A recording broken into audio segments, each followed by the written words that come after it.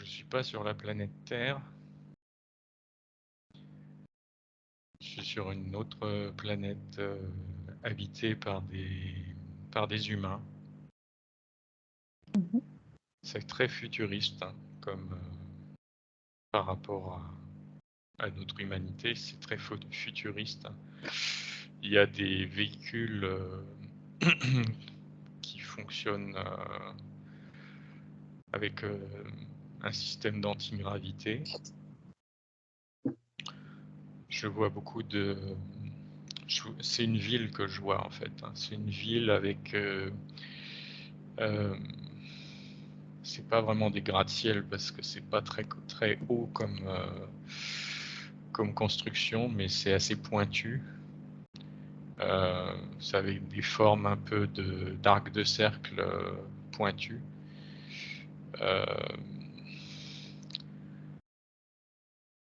Très moderne comme architecture. Et de quelle couleur sont les bâtiments? Il y en a beaucoup qui sont blancs ou gris clair. Ok. Pas forcément tellement transparent. C'est plutôt assez blanc. La tonalité générale, c'est plutôt du blanc, blanc clair, un crème un peu.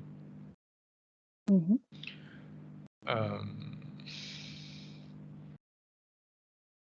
Est-ce que tu Je peux te vois concentrer des... sur ces humains déjà? Est-ce que tu peux Ouais, me justement. dire si ce sont de J'allais vrais justement humains parler. ou des humanoïdes? Mhm. C'est des humains. euh, c'est des humains, mais dans les humains, il y a plusieurs races en fait d'humains. Là, c'est des humains qui sont assez plutôt blonds, les cheveux assez. Les hommes que je vois là sont les cheveux assez longs, à peu près jusqu'aux épaules, bouclés, Mhm. euh, les yeux bleus. Euh, Ils sont assez grands, ils font à peu près 2 mètres en moyenne, à peu près. Ils ont des combinaisons bleues, des combinaisons qui collent à la peau, tout bleu, toutes bleues. Et ils sont la plupart dans des véhicules à antigravité. Euh, et qui circulent dans l'air comme ça, un peu partout dans la ville. On m'a montré aussi qu'il y a des sources d'énergie liées aux cristaux, comme des espèces de centrales d'énergie. Mhm. C'est une énergie libre dans ce sens-là, c'est-à-dire que elle émane de plans non physiques.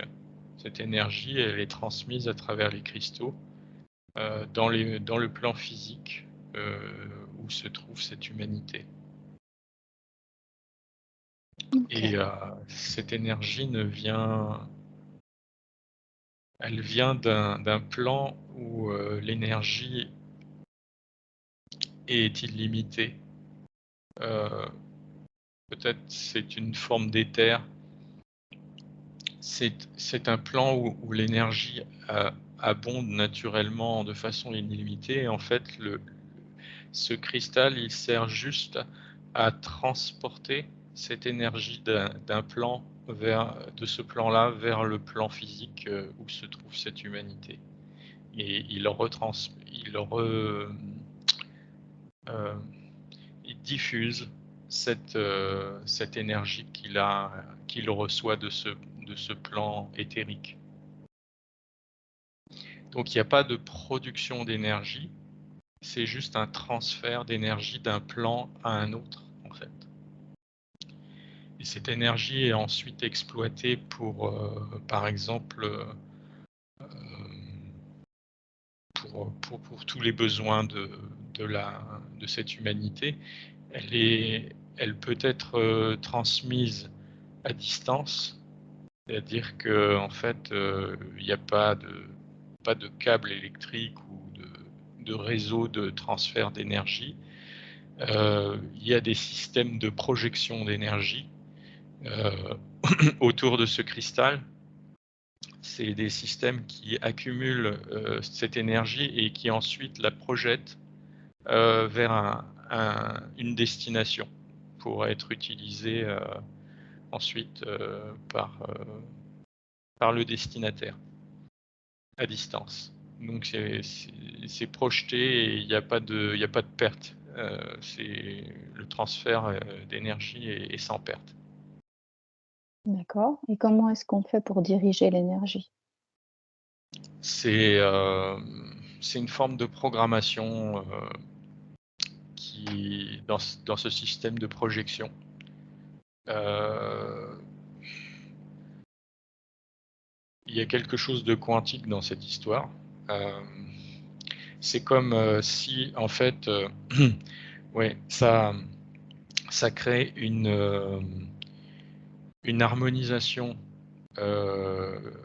énergétique entre l'émetteur et le récepteur. C'est comme une résonance énergétique. C'est-à-dire qu'en fait, l'émetteur et le récepteur entrent en résonance et ça permet le transfert de l'énergie. L'émetteur, c'est le cristaux? L'émetteur, c'est non, le cristal, c'est lui qui fait seulement le transfert de l'énergie D'accord. de l'éthérique vers le monde physique. Et ensuite, cette énergie, elle est projetée vers des émetteurs. Il y en a plusieurs tout autour du cristal central. À quoi ça Et ressemble comme émetteur? cet Qu'est-ce que émetteur, c'est? et chaque émetteur, ça ressemble à... Comment décrire ça? Ça ressemble à un gros rocher, en fait. Mais un rocher avec pas rugueux, mais avec des parois assez lisses, un peu comme un gros cristal noir. Ouais. Et ça a une taille de 4-5 mètres de haut à peu près. Et à peu près en largeur et en profondeur, c'est à peu près la même taille. Ça ressemble, c'est pas sphérique, mais ça a c'est pas, C'est il n'y a pas taillé quand même. d'orientation. C'est Il y comme si a... c'était taillé, ouais. Il y a des facettes un peu. Et c'est noir. C'est comme un gros cristal noir en fait.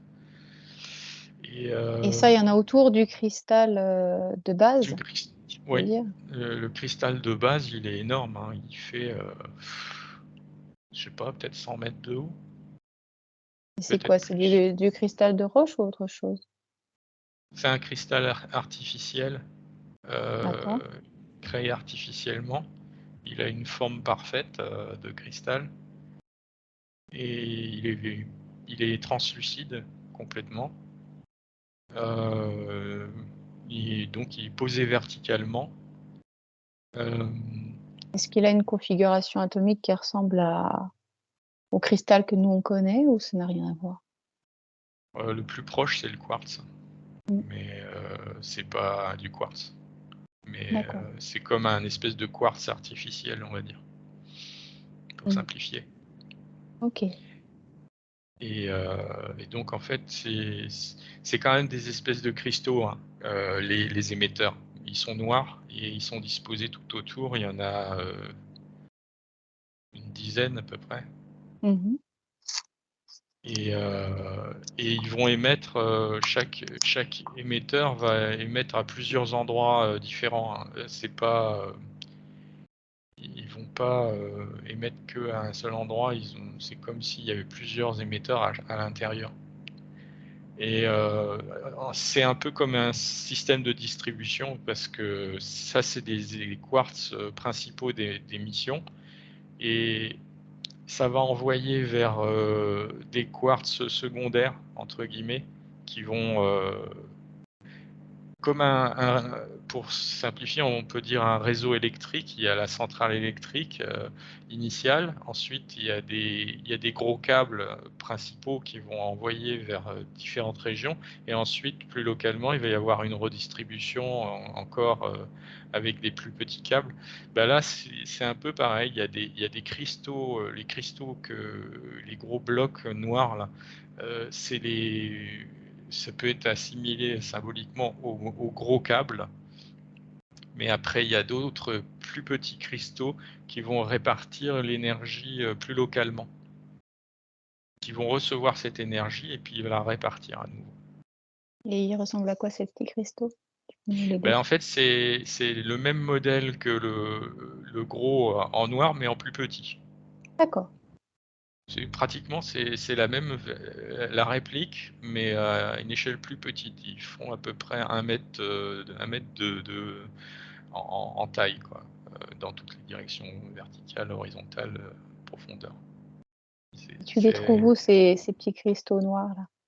En fait, ils sont localisés près des zones d'habitation, surtout, Mmh. et puis des endroits aussi où ils ont besoin d'énergie, par exemple pour produire des équipements ou des zones où il y a besoin d'énergie localement. OK, donc ça, c'est des émetteurs, on est d'accord? C'est des émetteurs, ils font juste Ouais. émettre l'énergie, ouais. Et après, il y a un récepteur? Les récepteurs, après, ça va être au niveau de l'utilisateur. Mmh. Donc, ça va envoyer, ça va en, il y a comme un système de batterie, c'est-à-dire d'accumulation d'énergie. Ça va recevoir en permanence cette énergie qui est accumulée et ensuite cette espèce de batterie, elle va pouvoir durer, bah, elle est rechargée en permanence en fait, donc il n'y a pas de ça, il n'y a pas d'arrêt quoi, c'est permanent, elle est tout le temps, elle est tout le temps rechargée, donc l'énergie est disponible en permanence en fait. Mmh. Est-ce qu'elle a une durée de vie, cette batterie? En fait, oui, mais elle est ouais, ils ont des systèmes de réplicateurs, donc ils peuvent la détruire et puis la copier en un clin d'œil, quoi, donc ouais, elle a une durée de vie, effectivement, mais déjà, elle vit assez longtemps. Si on compare avec notre échelle de temps, Mmh. ça va être 4-5 ans facile. Sans problème, puis après, il la renouvelle sans difficulté. C'est c'est absolument pas un problème. Et quand il y a destruction, est-ce que ça crée de la pollution ou pas? Non, non, c'est vraiment la matière est complètement désintégrée en fait, hein, et D'accord. elle est transformée en énergie pure. Elle revient à cette énergie qui était initialement au départ heu, au niveau du cristal, elle vient d'un plan éthérique qui contient beaucoup d'énergie. En fait, c'est quand il y a dématérialisation d'une batterie, heu, et que ce soit une batterie ou n'importe quoi qui dématérialise, l'énergie revient en fait dans des plans éthériques qui contiennent énormément d'énergie. Donc c'est un peu un flux. Il y a Mmh. matérialisation et puis dématérialisation, c'est retour en fait vers l'énergie pure Mmh. Il y a pas de dans perte. les plans d'énergie. Non, oui, il n'y a pas de. Mmh. OK. Et quand tu dis que l'énergie qui est captée provient du plan éthérique, on sait que le plan éthérique, c'est un ensemble de fréquences, de plans. Est-ce que c'est plus situé à un endroit qu'un autre? Est-ce que ça vient du tout? Comment est-ce que ça se passe? Regarde comment c'est canalisé. Alors donc c'est parmi, en fait, il y a plusieurs plans dans l'éther, il y a plusieurs plans. Il y a des plans plus informationnels et des plans plus énergétiques. Et là, c'est plus un plan énergétique. J'ai C'est du en mal à fait, comprendre la différence entre les deux, entre l'informationnel et l'énergétique. ben, Je pensais que c'était complètement relié, ça. Toi, tu c'est vois une différence? très relié, mais en fait, pour simplifier, dans les plans énergétiques, en fait, l'information qui est codée sert euh, à produire de l'énergie. Comment expliquer? Mm. Oui, ça C'est-à-dire devient qu'il peut y complexe. avoir un plan purement d'information qui, lui, ne va pas produire de l'énergie. Il ne va Mhm. pas pouvoir être exploitable en termes d'énergie.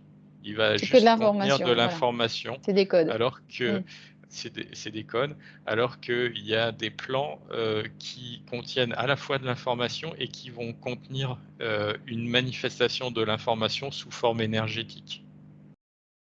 Donc de l'énergie pour simplifier. Et en soit, qu'est-ce qui change? Comment est-ce que ça se fait que ça peut manifester de l'énergie? Si tu regardes à un niveau subtil, est-ce qu'il y a quelque chose qui diffère entre les deux? En fait, c'est l'intention qui est incluse dans le codage énergétique. L'intention d'être de l'énergie. C'est un peu pas évident Mm. à expliquer, mais on peut avoir dans le plan informationnel manifester des intentions différentes. Par Mhm. exemple, manifester l'intention de l'amour, par exemple, ou l'intention de, de matérialiser, par exemple, ou Mhm. l'intention d'énergiser, de faire de l'énergie. Et donc là, ce qu'il y a de spécifique dans ce plan éthérique énergétique, c'est que l'information porte cette intention d'énergiser, de créer de l'énergie, d'être de l'énergie. Ok. Et est-ce que ça, c'est sur un plan plus haut, euh, plus élevé, vibratoirement parlant, ou plus bas par rapport à juste les codes? Est-ce qu'on peut se situer C'est plus bas. là-dessus? C'est plus bas. Qu'est-ce qui est plus bas? Du C'est-à-dire coup, c'est le plan que énergétique qui est plus le bas plan que le plan, énergétique est plus bas que le plan purement informationnel. c'est-à-dire Ben, plus ça veut bas par dire rapport à quoi? au niveau Ouais, vibratoire, ce qui vibre le plus haut, ça va être le plan purement informationnel, et ce qui vibre un peu plus bas, c'est le plan qui est plus d'ordre énergétique. mais quand on dit qu'on monte plus haut, par exemple, on se rapproche de la source, plus on monte haut vibratoirement, plus on se rapproche de la source, et la source, c'est pas une énergie, c'est que des codes? La source, en fait, c'est au-delà c'est encore plus haut que l'informationnel, que le plan D'accord. informationnel. Parce que la différence avec le plan informationnel, c'est qu'il y a une partie manifestée et une partie non manifestée. Alors Mhm. que dans le plan informationnel, c'est que du manifesté. D'accord. J'essaye de comprendre parce que quand on parle du plan éthérique, on peut capter des informations juste en se connectant. On ne se connecte pas forcément à des énergies. On peut juste choper des informations. C'est pour ça que j'essaye Ben de justement, comprendre donc, ça. quand on se connecte aux informations pures, on est déjà à un niveau de plan éthérique qui vibre un peu plus haut que quand on est se connecte à un plan éthérique purement énergétique, enfin, qui contient vraiment beaucoup de composantes énergétiques. Donc là, on est sur des composantes énergétiques, ce qui est canalisé par ces cristaux. C'est sur quelque chose qui est proche presque, alors je dirais pas de notre plan, mais pas loin. C'est plus Si? proche du plan Ouais? physique, oui, parce Ah oui? que quand en fait, plus on va concentrer l'énergie et plus on va arriver vers le physique, Sur le vers manifesté. la matière. Alors tout ça, c'est du manifesté, hein. Que ce soit l'informationnel, l'énergétique ou le physique, c'est du manifesté. Et quand je parlais de non D'accord. manifesté, ça concerne vraiment au niveau de la source. Ok. Donc toute cette énergie libre, elle est déjà manifestée d'une certaine manière, mais on ne peut pas la toucher, la voir si on ne la canalise pas, si on ne fait pas passer d'un plan à un autre. C'est ça? En fait, oui, le principe de l'utilisation de l'énergie libre, c'est d'extraire cette énergie là où elle existe, dans ce plan énergétique, de l'extraire de ce plan énergétique pour l'utiliser dans notre plan physique. Mais ce n'est pas de la création d'énergie, c'est juste un déplacement de cette énergie d'un plan vers un autre, en fait. Et quand tu la déplaces, est-ce que ça crée des perturbations à un certain niveau ou non? Qu'est-ce que tu observes? Ça dépend comment on définit la perturbation. Mhm. Si on définit la perturbation comme un changement Oui, du local mouvement, quoi. Mhm. du mouvement, oui, c'est une perturbation puisque il y a de l'énergie qui se déplace d'un plan à un autre, donc c'est une forme de perturbation. Après, c'est une perturbation, c'est un peu comme Mm. le vent, ça déplace de l'air, c'est une perturbation, hein, ou Oui, voilà. la musique, Ah ça ouais, ouais. déplace de l'air, c'est une perturbation aussi. Mm. Ça dépend à quel niveau on place le terme de perturbation. Ben, oui, on peut considérer que c'est une forme de perturbation. Et est-ce qu'il y a des effets négatifs de cette perturbation? Sur le plan éthérique ou sur le nôtre?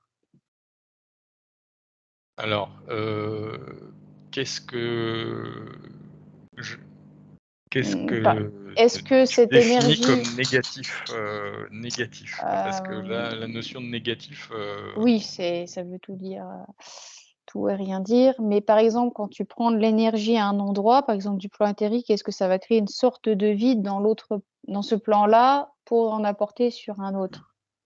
Tu vois? Est-ce non, que non, non? non, parce qu'en Non? fait, ces plans d'énergie, en fait, heu,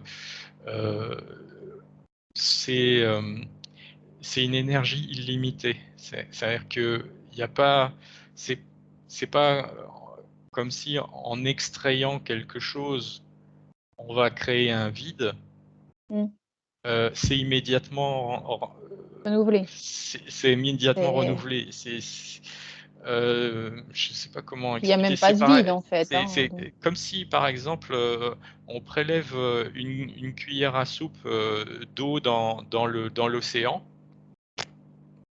Heu, il y a un peu moins d'eau dans l'océan, mais enfin, ouais, enfin, c'est minime et puis c'est comme si on finalement, plongeait derrière dans c'est l'océan, quoi. remplacé immédiatement.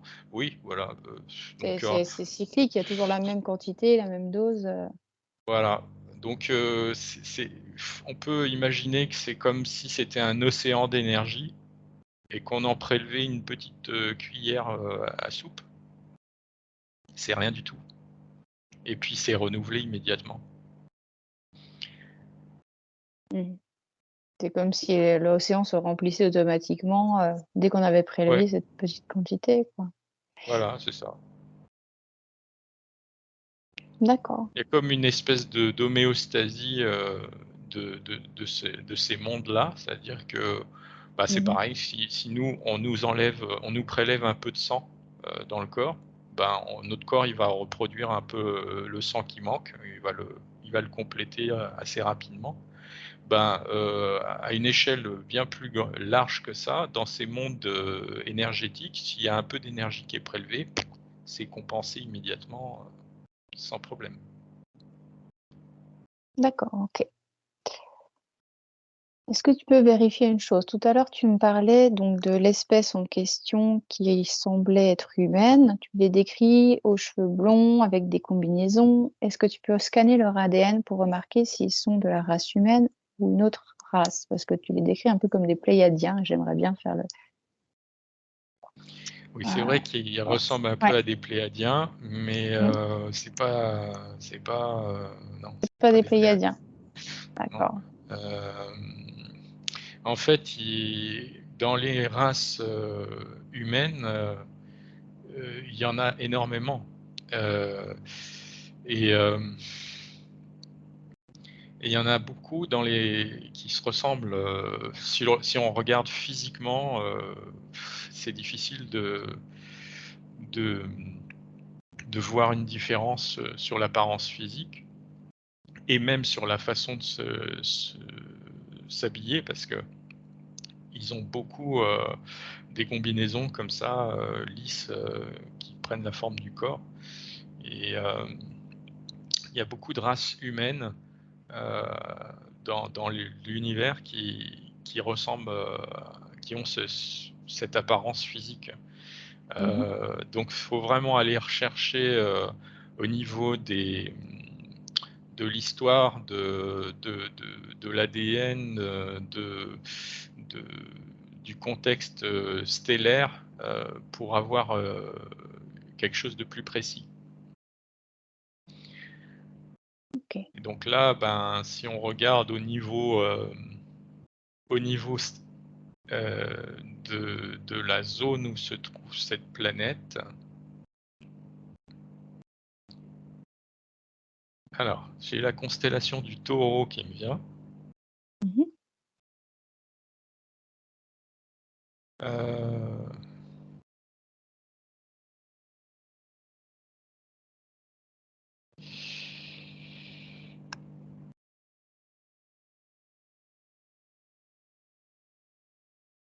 Moi, j'ai pas plus d'informations. Est-ce que c'est dans notre univers à nous? Oui, oui. Ouais. Constellation du Taureau, c'est notre univers. Mais Ok. C'est pas je notre vois système ah non, c'est pas notre système solaire. solaire. Mm. C'est De pas non l'autre plus. côté. Mm. Mm. Est-ce que c'est dans notre galaxie? Non, c'est pas dans notre galaxie. Ok. C'est une autre galaxie. Euh, je vois plutôt en fait une nébuleuse avec une grosse étoile bleutée. Euh, L'étoile est vraiment assez grosse. Elle a un rayonnement bleu clair Ouais. et la planète est située assez loin de cette étoile parce elle rayonne tellement que bah, si elle était plus près, elle serait pas dans une zone habitable en fait en termes de température. Euh, et Ok. par contre, au niveau du ciel, c'est très lumineux quand même. Sur cette planète-là, c'est comme s'il faisait... on était en plein jour à midi, en plein été, au zénith, quoi. Mais pratiquement, ouais, il n'y a pas de nuit. Il fait jour tout le temps. Mhm. C'est la lumière plein pot H24 en fait. Donc on est bien sur un plan Euh, manifesté physique, là. On est sur ah une oui, oui, oui, incarnation oui, tout à physique. fait. Ah oui, Mhm. oui, c'est du physique, Mm. hein. Et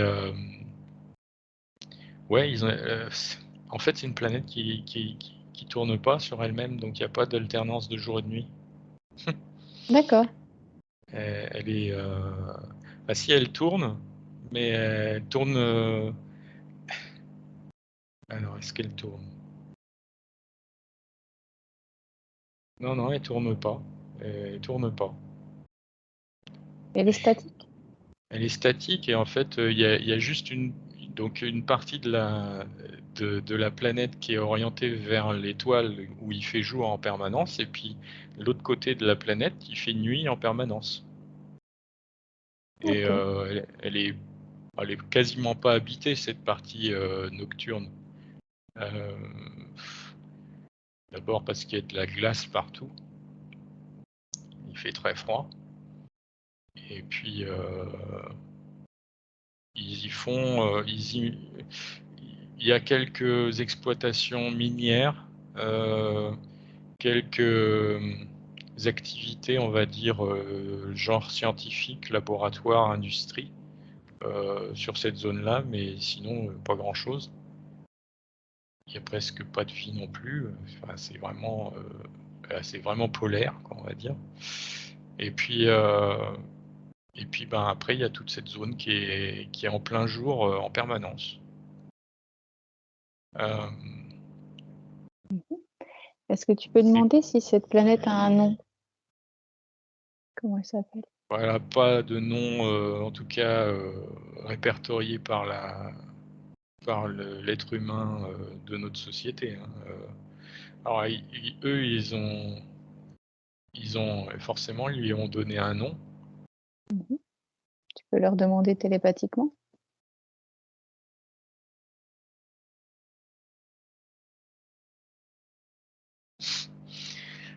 Alors, c'est un peu bizarre. Ça sonne un peu comme, Guarvig. Guarvig. Mmh. Ça Corvig. fait OK. Mmh. ça fait un peu celte, je sais Un pas, peu nordique, ouais, un peu, ouais. nordique, Guarvig. Ouais. Mmh. Après c'est peut-être aussi une traduction de notre langue, donc c'est pas simple. Oui. Ouais. Bah oui, mais ils OK. ont quand même un langage parlé, hein. Mmh mh. Mmh. Ils sont pas, ils fonctionnent pas qu'en télépathique ceux-là. Ils ont un langage parlé, hem et en fait, ils l'utilisent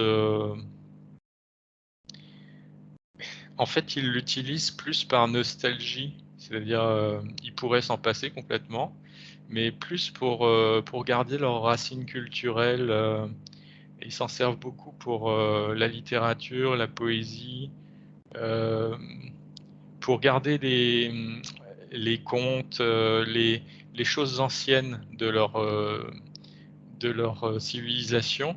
Ils gardent, le langage parlé surtout pour, quand ils veulent, parler de choses artistiques, de choses culturelles, ils vont utiliser le langage parlé, mais pas tellement pour, hem, des choses, d'ordre pratique ou, des choses, plus organisationnelles, politiques, commerciales et cetera. Mais pour, tout ce qui est d'ordre, culturel, on va dire, historique, culturel, littéraire, ils vont, utiliser cette langue, qu'ils préservent en fait. C'est une forme de préservation de leur histoire et de leur culture. Mmh. Est-ce qu'ils ont qu'une seule langue? Est-ce qu'ils en ont plusieurs? Alors ils en ont eu plusieurs, mais à un moment donné, il y en a qu'une qui est restée, et ils ont gardé celle-là, comme, comme lien avec, leur origine, en fait. OK, d'accord. Alors, ce qu'on va faire, c'est qu'on va pouvoir leur dire qu'on viendra leur rendre une petite visite une prochaine fois pour échanger avec eux et continuer d'explorer sur le sujet de l'énergie libre et nous